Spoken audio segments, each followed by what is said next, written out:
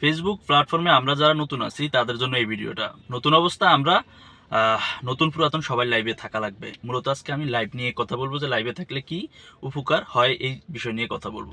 প্রথমত আপনি যদি নতুনদের লাইভে থাকেন, নতুন অবস্থায় নতুনদের লাইভে থাকলে আপনি নতুনদের কাছ থেকে কিছু শিখতে পারবেন না। তবে তাদের সাথে একটা ভালো এঙ্গেজমেন্ট তৈরি হবে, তাদের সাথে একটা সুসম্পর্ক তৈরি হবে। এবং দ্বিতীয়ত হচ্ছে আপনি পুরাতন যারা আছে ফেসবুকের গাইডলাইন নিয়ে কাজ করে, হ্যাঁ, তাদের লাইভে যদি আপনি থাকেন অনেক কিছু শেখার আছে। দেখবেন যে আপনি অনেক দিন ধরে কাজ করতেছেন, একই ভুল করে যাইতেছেন, আপনি জানেন না যে ওই ভুল করতেছেন। কিন্তু তাদের লাইভে থাকলে আপনি ক্লিয়ার হয়ে যাবেন যে না, এই ভুল করা যাবে না, এটা আমার ভুল হইতেছে। অনেকগুলো ভুল দেখবেন যে আপনি নিজেরটা নিজে ধরা পড়ে যাবেন, না এই কাজটা আমি করতেছি, তাহলে আজ থেকে করা যাবে না।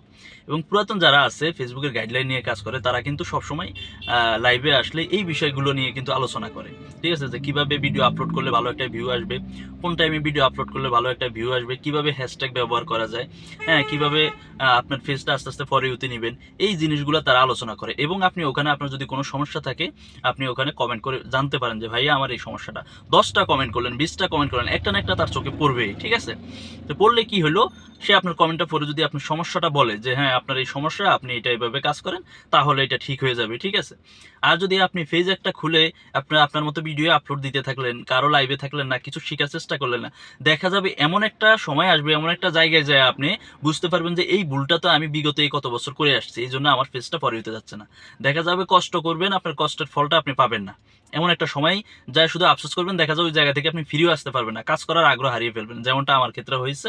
31,000 ফলোয়ার থাকা সত্ত্বেও আমি আমার পেজে এখন কাজ করতে পারতেছি না, কাজ করা বাদ দিয়ে দিছি, এখন এই নতুন পেজে কাজ করা শুরু করে দিছি। এই জন্যই বলবো যে আপনারা যারা নতুন ফেসবুকে কাজ করতেছেন, তারা বেশি বেশি লাইভে থাকার চেষ্টা করবেন। পুরাতন যারা আছে তাদের লাইভে থাকার চেষ্টা করবেন, অনেক কিছু শিকার আছে তাদের কাছ থেকে। ঠিক আছে, অনেক কিছু। কারণ তারা এমনিতে এই জায়গায় আসে না, সফল হয় না। সফল ব্যক্তিদের সাথে থাকলেও আপনি বুঝতে পারবেন যে কোনটা ভুল হইতেছে, কোনটা খারাপ হইতেছে, কোনটা রাইট হইতেছে, এই জিনিসগুলো আপনি বুঝতে পারবেন যারা সফল তাদের কাছ থেকে। ঠিক আছে, তো নতুনদের লাইভে থাকবেন আমি না বলি না, তাদের কাছে থাকলে, তাদের লাইভে থাকলে তাদের সাথে একটা সুসম্পর্ক তৈরি হয়, একটা এঙ্গেজমেন্ট তৈরি হয়, তাদের কাছ থেকে কিছু শিখেন নেয়। তবে পুরাতন যারা আছে তাদের লাইভে থাকার চেষ্টা করবেন। 3-4 জনের লাইভে থাকলেন, এ কি করলো আর এ কি বললো, তার সাথে তার কথার মিল থাকলে মনে করবেন যে না ঠিক আছে, আমি এভাবে কাজ করে যাইতে পারবো। আর যদি নিজের মতো করে আপনি ভিডিও আপলোড দিতে থাকেন, যুগের যুগ বছরে বছর আপনি আপলোড দিতে থাকবেন ভিডিও, আপনার ভিডিও কোথাও যাবে না যদি আপনি সঠিকভাবে ভিডিও আপলোড না দেন। একটা সময় আপনি দুপুরে 1টা বাজে ভিডিও আপলোড দিলেন, ঠিক আছে, সাপোজ 1টা বাজে আপলোড দিলেন, আপনার ওই ভিডিও কিন্তু কেউ দেখবে না।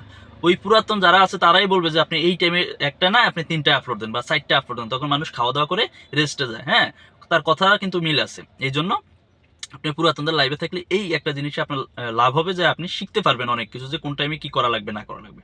ধন্যবাদ, ভালো থাকবেন, দেখাবো পরবর্তী কোনো এক ভিডিওতে। আসসালামু আলাইকুম।